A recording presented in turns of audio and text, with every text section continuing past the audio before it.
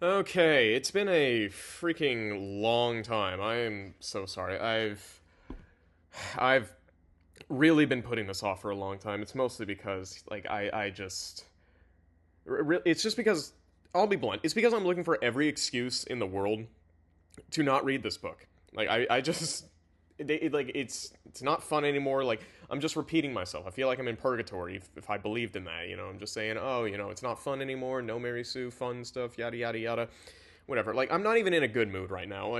Um, I just I was supposed to mow the lawn today and everything, and I just wanted to walk my dog, and it's just like, oh, it's gonna be raining and everything, and then as soon as I open up the garage, get the whole power cable plug thing open, and get the yard debris out. Like as soon as I get all that plugged up and I'm about to be mowing it, then bang, it just starts raining and it's freaking pouring. And of course this happens, and I decide, I'm like, I'm an idiot, and I just decide, well, I've already got this out. I might as well start mowing the lawn. And of course things get caught up. It's raining, blades are getting dull, whatever. So now I decide, screw it. I concede. I'm gonna stop mowing, and I'm just stuck out there, and it's gonna be raining for the rest, for weeks or so, and I've just got a really big patchy freaking yard work outside in my front yard because I was stupid and too stubborn to just not quit the moment that it happened. So whatever, I got a really ugly cut backyard front yard out there, and I'm really not in a good mood, and I thought, since I'm not in a good mood, I might as well say, reading Empress Theresa is not going to change much else. But so whatever. Previously on Empress Theresa, it freaking caused water to rise, something to do with missiles, and like uh, she wanted it to just be summer all day long or all year long, which of course that's in her brilliant idea, however it all works, somehow that's going to fix things. Which I had a lovely commenter point out that that's going to mess up crops, cabbages, and food and intake and all that stuff, because you know Teresa's not exactly as smart as the book or says she is, or she says she is, and all that jazz. And she also is growing suspicious that Hal might be aware of what she's doing, which how could he not be aware? I wanted to comment on this in the previous chapter, but how could he not be aware of what she's doing when she's literally using him? I don't. Whatever. Chapter 14. Edmund Parker invited the Prime Minister to stay a while, and Blair accepted. We all watched the television as the news broke out. The reporters talked excitedly about how I had saved 7 billion lives. There wouldn't even be a famine in Asia. I was the biggest hero in history. Steve was so proud of me, he almost popped the buttons off his shirt. It was still light in America. Early evening baseball games were going on, and the crowds were jumping up and down screaming my name. The scoreboards showed series of my pictures. New Yorkers were pouring into the Times Square for a New Year's Eve kind of celebration. Church bells all over Europe were constantly ringing, as they had at the end of World War II. St. Peter's Square was filled with people in an emotional display. Next, television showed Tokyo. The Japanese enjoyed demonstrating on happy occasions, and millions of them were on the streets. But all this was nothing. It was morning in Beijing, China. Millions of people had been collected in the Forbidden City, anticipating that something important was about to happen. Part of this area was the famous Tiananmen Square. I never know how to say that, sorry. Equal in size to the Vacation. I'm sorry, this is probably a common word I don't know how to pronounce. Camera scans showed the huge spaces and wide boulevards filled with people for a mile around. It was estimated that 25 million people were gathered there, making it the largest crowd in history. Someone could fact check me on that. I don't know. The sound of their voices was one continuous, unwavering roar. They were holding my photograph in their hands and yelling, Ta-Isa! Ta-Isa! I was smiling and tearing up at the same time. This was my greatest moment. Yeah, there's no R in that, so I'm assuming that it's phonetic to Chinese pronunciation. Ta-Isa? I don't know. Most touching were the shots showing mothers and fathers holding their children and crying joyfully. I wish I could put words together as eloquently as Blair can. As Blair. I can't. But I think you can guess how I felt on seeing all this. I was crying. Steve held me closely, and Mrs. Parker came over to hug me too. This for was what this was what all the inhuman, infinitely boring work had been put for. That immense crowd in Beijing was not even 1% of all the people I saved.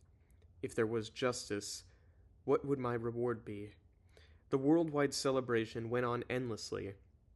Watching all the crowds gathered everywhere numbed the senses, and reporters resorted to testimonials of individual people in the street.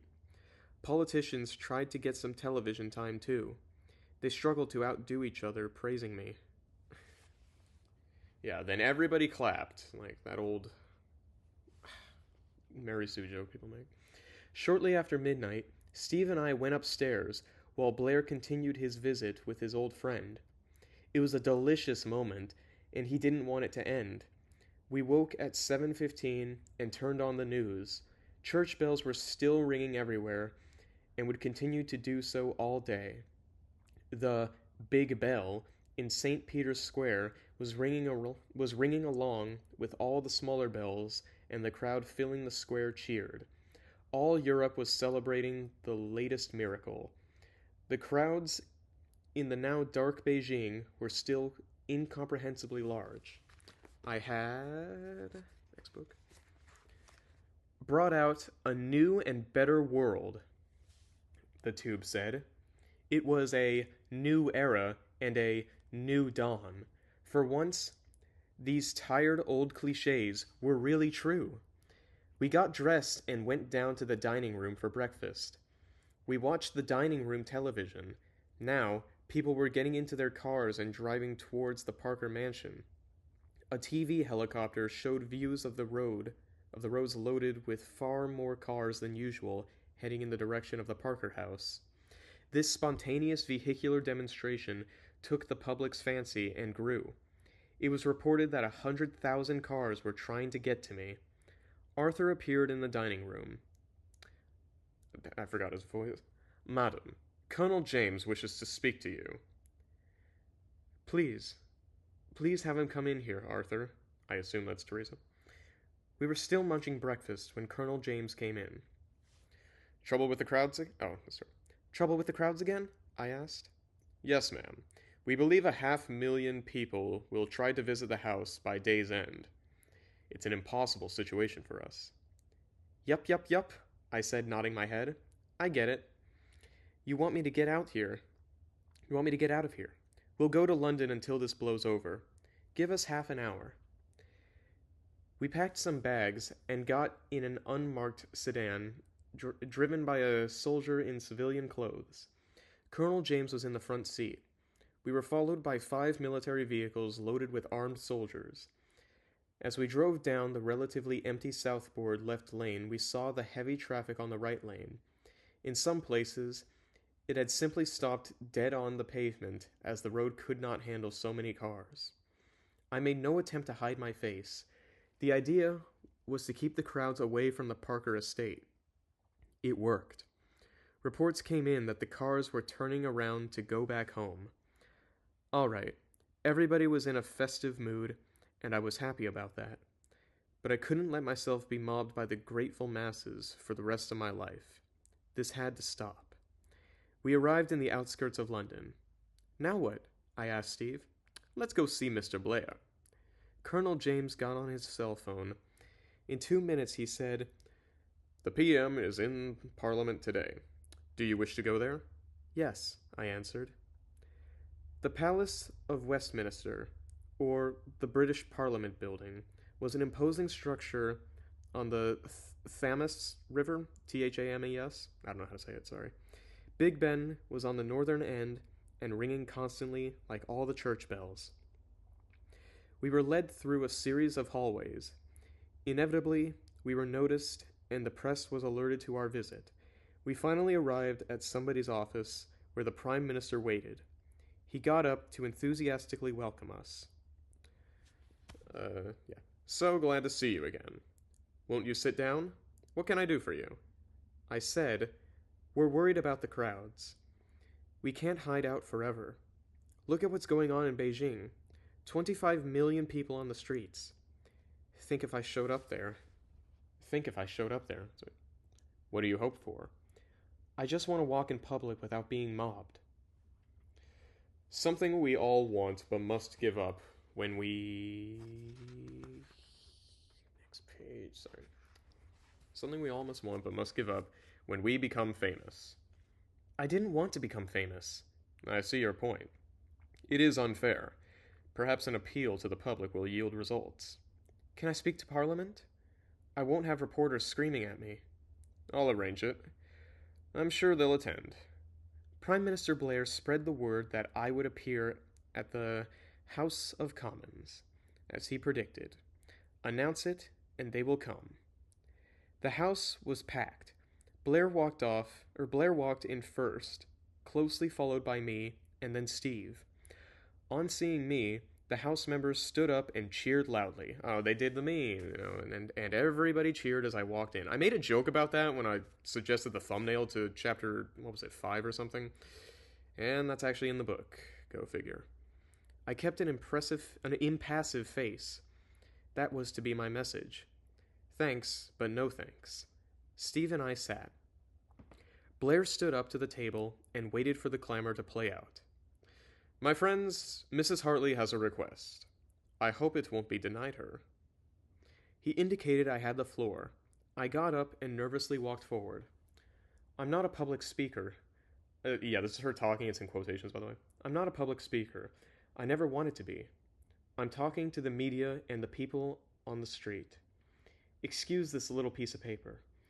It reminds me of the points I've been thinking about for a long time. I've seen the world's reaction to what I did. Parents are going wild because their children won't die. Everybody is grateful. Believe me, I am aware of all this, and I am happy about it. Let's not talk about it. Like everybody else, I've watched a lot of television. Everybody you see on television is there because they wanted to be. Movie stars, singers, dancers, politicians, reporters, they all wanted to get on television. They want the attention. I don't. Why are you here? Somebody asked. I could single him out because he had stood up when he'd said it. I suppose it was a house rule. I stared at him with no attempt to hide my contempt. How dare he interrupt me? That was just a question. In answer to his own question, why had he spoken if not to attract attention to himself? This hypocrisy had to become plain to everyone as I stared his political career into oblivion. You interrupted me, I said. Nobody interrupts me. I don't need you. You could almost see the miserable man's political career melting down to his feet. What, just because you backtalked him? He had dared to interrupt the world saver. The world saver. Savior? The world? Man, that's funny. There would be rioting in his hometown. Oh my gosh. The pedestal is so high, her freaking head is in the clouds. Anyway, I looked over the crowd. Reporters are the same way. They don't let you complete a sentence. She completed her sentence. I don't know. She just stopped. There was no... whatever. Yeah. They don't let you complete a sentence. I didn't even have a chance to open my mouth. And they were telling lies about me the night I talked with Mr. Blair on television. They don't know crap, but they won't shut up. I told Mr. Blair the next morning I would never talk to reporters. I didn't ask for this, and I won't take garbage from anybody. That was a single question. Why are you here? Yeah, just why are you here? My goodness, this is what you call protagonist-centered morality, where it's only righteous and just when the main character does this. If anybody else had done something like this, then they would have been the jerk, I guess. It's freaking... my gosh. A chill was felt around the room. The old rules were out. There was a new sheriff in town. She sounds like a villain at this point. I resumed. In high school, I saw kids anxious to grow up. What's the big deal about the adult world? Everybody drives themselves crazy, trying to get a piece of the pie. They want more than they can get. I just want to fool around and enjoy watching the world. People forget I'm a kid. I don't want to be anything else. At that, everybody stood up to applaud and cheer. This ticks off everything in How Not to Write a Main Character. Yeah. Everyone stood up to applaud and cheer. Next page, struck some kind of nerve with them. I'd have to work out why later. They settled down. Now she's speaking. I did the things I did because it was the decent thing to do. That's all. I wasn't looking to become famous. I didn't seek publicity. I don't want to be queen of the tabloids. I don't want to be asked, what's my favorite food?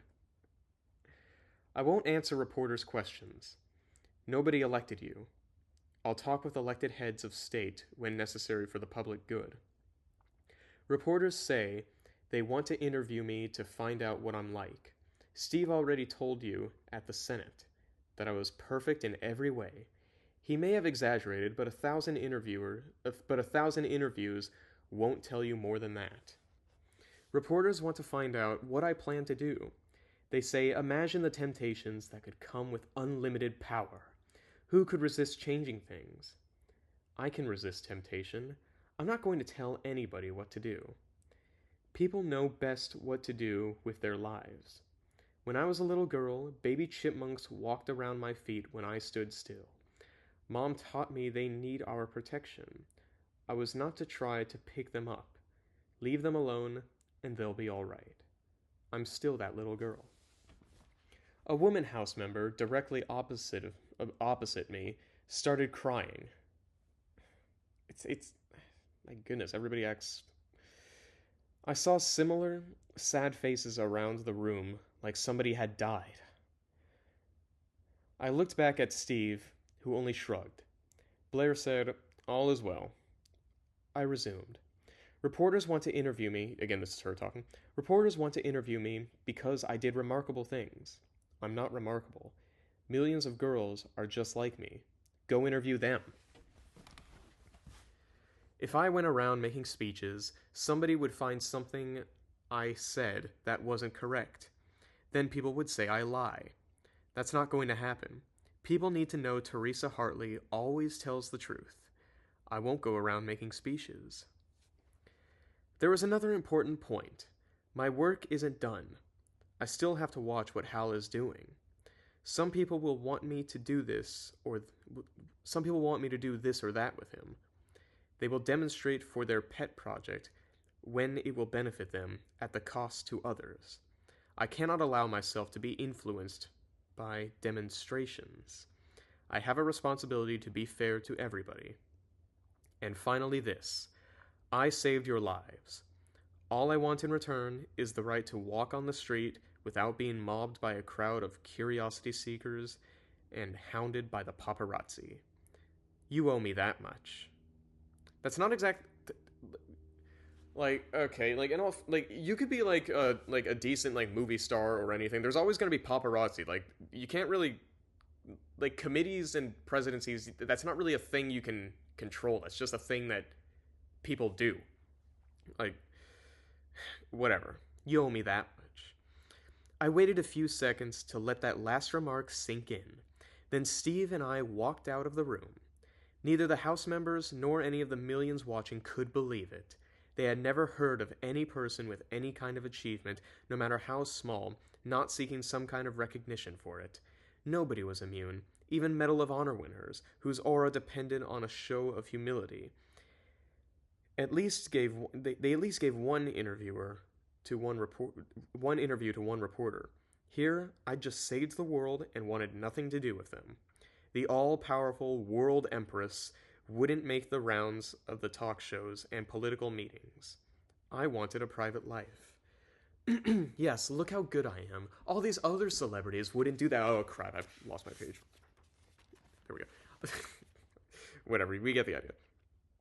A private life. Do you think it worked? I asked the PM when he came out. I believe it will. They are fundamentally fair people. Blair's like the only person that, like, talks like a human being, it seems. Anyway. People must be disappointed. Maybe... Wait, who's talking here? I think this is her. People must be disappointed. They expected a bubbly, gushy airhead like the movie actresses who spit out every line like it's an announcement of the second coming. They got Robot Girl. Do not concern yourself with the masses. You are exactly what we need. Many heads in high places will sleep well tonight after seeing what you're like. I turned to Steve. Let's go to that hotel where I talked to Mr. Blair. In the middle of London? Yeah, that will be the supreme test. We returned to the hotel where I had the historic Sunday night talk with Blair. In an hour, a crowd did gather in front of the hotel, but it was quiet. Blair leaked my remarks to the press, and the British media commentators rallied to my side in a mad dash to jump on the bandwagon of my sudden popularity. One noted, "Did you see her talk with the Prime Minister? Did she really sound like an actor or a television personality? No, I dare say no actress could play her. She's a real person with no attempts to convince, fool, impress, charm, or ingratiate herself with people. She is your neighbor's daughter, exceptionally gifted, as we have seen, but otherwise a very ordinary girl. She wants privacy. She earned it."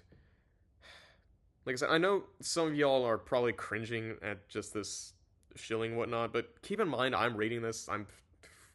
I'm sorry, I shouldn't get so aggressive. I'm freaking losing it.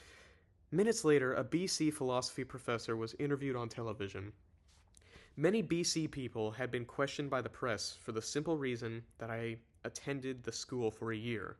The man said, "It's not just that she wants privacy or doesn't want to be bothered with us all the time. Theresa wants to maintain integrity with her real self.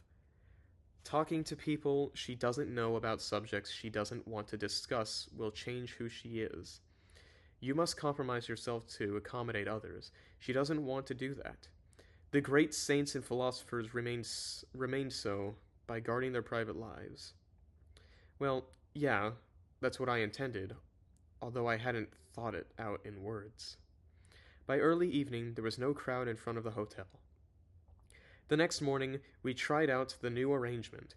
Instead of eating breakfast at the hotel, we wandered out to the street. Immediately, we noticed that we were being followed by government security dressed in plain clothes. We weren't mobbed. The few people walking around recognized us, but didn't crowd us. Instead, they smiled and waved. Of course, there were a few publicity seekers who tried to immortalize themselves by walking right up to my face and trying to start a conversation. Yes, they won moments of fame just by being near me. The security people pulled them away.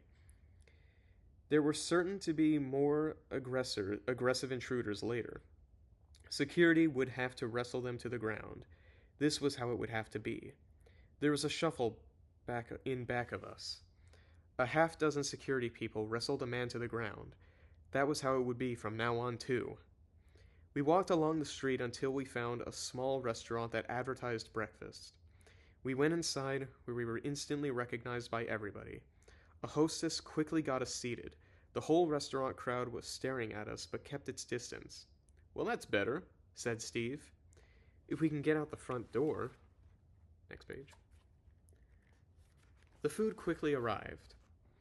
The kitchen had been operating on panic mode to get us our breakfast in good time, lest it be told throughout Western civilization that the humble restaurant had kept these people waiting. With food in my stomach, I said, "You know what? We've been spending too much time in the house. We need to go into society and live a little." "You want to throw a party?" "That's empty. I mean, go where people are living their daily life. Let's travel around. Stay in small hotels, in small towns. Go to Irish pubs, county fairs, and that kind of thing. We'll skip Paris. We weren't sophisticated enough for them." Yeah, we weren't sophisticated enough for them. Like, this genuinely, like, this level of entitlement genuinely grinds my gears. I'm gonna be real here. And, like, the more I'm reading this, the more I'm regretting I spent, like, what, $13 I think it was on this? Yeah, it's... frickin' heck. He jumped to another subject. Whatever happened to Jan Struthers?" "I don't know. I asked Mr. Blair to look her up, but I never heard from him. She was on your side? Yup. That information package she sent to Canada last year was a call for help. It got Mr. Blair involved, and he sent the ships to find me. The world owes Jan a lot. I have an idea. As usual, the restaurant had been infiltrated by government security people who stood rather obviously around the room. Steve looked at one and waved over to him. Sir? Said the man. It's the other. Sir? Said the man. We want to find out about Jan Struthers. Ask the Prime Minister to announce her name, and have her report to the British Ambassador in the United States. If she wants to be found, she'll show up. Her name again, sir? Steve pulled out a scrap of paper and pen to write her name. Here, he said, giving it to the man who walked away. Take care of that. What do you want to do today, my dear? Let's get a London guidebook and walk around. The security people will love that. Jan Struthers had not had a good summer. Her 8 years of managing my watchers did nothing for her. She couldn't tell anybody about it. Nobody would believe her. That left an 8-year hole in her resume. Now in her 30s, her college education wasted, unemployed, unmarried, and living with her aging parents, her life was a ruin. Glum with lack of purpose and ennui, she turned on Channel 24, the All Theresa All the Time station. They talked about how the Hartleys had spent their day in London. We walked to Buckingham Palace and through the nearby St. James Park, with its peaceful pond with the ducks and swans. We taxied to St. Paul's Cathedral, to Westminster Abbey, where poets and kings were buried, and way out of town to the famous London Zoo. There were television cameras all along the trip, but as they showed on the tube, the government security men kept them from getting too close to us. Ditto with the paparazzi, who were continually being pulled away. Would it work in the United States? Probably not. Freedom of speech and information and all that junk, next page, gave the curious a license to kill privacy. America could be rough on the famous. The scene switched to Prime Minister Blair at the press conference. Jan wasn't really listening until Blair mentioned her own name. Then she was all attention. Theresa Hart... I assume this is Struther? I don't know who's talking. Theresa Hartley has asked me to notify Jan Struthers to call the British ambassador to the United States at the embassy in Washington. All is well. Mrs. Hartley knows about the material Miss Struthers sent to Canada. She believes if Miss Struthers wants to be found, she will call the embassy. Theresa wanted to see her. All this time she worried I believed she'd be cooperated in President Martin's mad plot to bring me and Hal down. Jan cried loudly. Her parents came in the room to ask what was wrong. Nothing, Jan said. I forgot what voice I gave Jan. She hasn't showed up in the book for a long time. Theresa still likes me. It's wonderful. I talked with Jan on the phone. When President Martin came to the office and found out about me and Hal, he didn't like the arrangement. He disbanded Jan's watchers, replaced them with a smaller group of professional agents he could trust. And I issued an executive order warning Jan to never talk about me to anybody and to never contact me. This had the force of law. You did not disobey an executive order. Jan didn't like the president's arrangements either. She suspected he was up to no good, but she had anticipated this kind of development for years. And assembled the package she sent to the Canadian Prime Minister. It was in her father's house. All she had to do was call him with a coded message, and he'd send it. The formatting looks really weird here. It's like it up in the top left, and then it's the rest of the paragraph. And he'd send it. Jan gambled that if I was arrested or disappeared, the Canadian Prime Minister would make a big stink about it. As it turned out, I was put into the jet fighter too fast for the Canadian PM to find out I was missing. When President Martin said my name on television, Prime Minister Blair remembered Jan's package, and a few days later sent the ships to find me. Okay, that's the end of that chapter. Again, I mean, I guess the whole world ending in a year thing has been resolved. I suppose, the whole making waters rise and something to do with winds, because somehow having summer all year round is apparently not going to cause any problems whatsoever, which, of course, doesn't make any sense, but whatever. At this point, like, it just works because Teresa, This is. Okay, we're actually back into kind of what I expected the story to be, and oh my goodness, the next chapter looks kind of long, but whatever, it's literally going into the whole, then everybody applauded, everybody did this, everybody did that, and if they're talking about going to London, I'm really scared that the next chapter is going to be yet another detour to another country where they just do nothing but complain about it. I don't know, but I'm just happy that it's another chapter gone, and I like, what is there really left to do in this book? It's just like they kind of anticlimactically like save the world and everything. Like, what is there left to do in this book? Like, I've got like half of it left, and uh like she's just like being such a jerk to like all these reporters and just saying like, oh, the guy asked one question, why are you here? And like there was nothing like in the narration to imply that he said it rudely or anything, or that's because the writing is kind of, well, I'm being generous here, it's pretty wonky, just saying like, oh, he just, like, as far as the reader goes, he just asked a question, but they're making it sound like he was just, because she's the narrator, they're like implying that it just took off like offensively, and then she's just like, I am such a good person that I don't look into this sort of like freaking like worldview thing. Like, everybody should be proud of me because I am not like into this fame and everything or anything. And then everybody's just talking. The more I complain about this, the more I just feel like I'm beating a dead horse. And the more I feel like I'm beating a dead horse, makes me just think that I'm wasting my time on this book, because I could be reading like there's plenty of other books that I could be reading. I haven't been much of a reader, and yet I just choose this sort of thing. Like, I could be reading like Children of Men, or like The Snow Queen by Joan de Vinge is what I'm thinking about reading. And I just I don't know. Maybe I'm gonna die when I'm 44, and this is my midlife crisis right now, because like I'm in the midlife crisis. I just want it all to end at this point, and I'd say it's nice to get back in reading, but it kind of isn't. In the end, though, have a good one.